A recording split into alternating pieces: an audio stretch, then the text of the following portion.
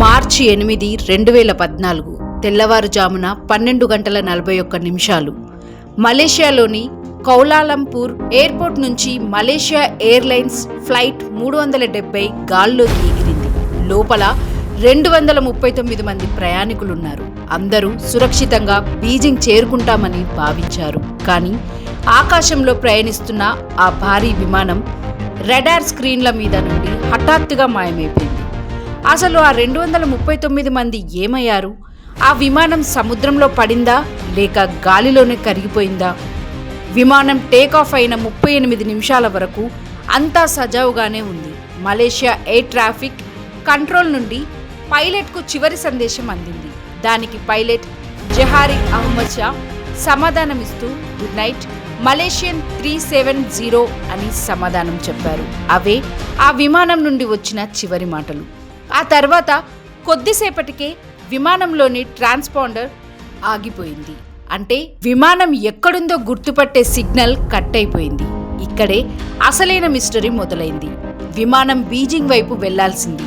కానీ military రెడార్ల data ప్రకారం అది హఠాత్తుగా వెనక్కి తిరిగి మలై ద్వీపం వైపు ప్రయాణించింది. ఆ తర్వాత హిందూ మహాసముద్రం వైపు తిరిగింది. వింత ఏంటంటే విమానం సిగ్నల్స్ కట్ అయిన తర్వాత దాదాపు 7 గంటల పాటు అది గాలిలోనే ఉంది. ఇంధనం అయిపోయే వరకు ఆ విమానం ఎక్కడికో ప్రయాణిస్తూనే ఉంది. కానీ ఎక్కడికి, ఎందుకు? ప్రపంచ దేశాలన్నీ కలిసి సముద్రాన్ని జల్లెడపట్టాయి. కానీ సముద్రం ఆచూకీ దొరకలేదు. దీనిపై ఎన్నో అనుమానాలు. మొదటిది, పైలట్ కావాలనే ఆత్మహత్య చేసుకోవడానికి విమానాన్ని దారి మళ్లించాడా? రెండవది, ఎవరైనా విమానాన్ని హైజాక్ చేసి ఎవరికీ తెలియని రహస్య దీవికి తీసుకెళ్లారా? మూడవది, విమానంలో ఏదైనా టెక్నికల్ ప్రాబ్లం వచ్చి అందరూ స్పృహ కోల్పోతే ఆటో పైలట్ మోడ్లో విమానం అలా వెళ్తూనే ఉందా?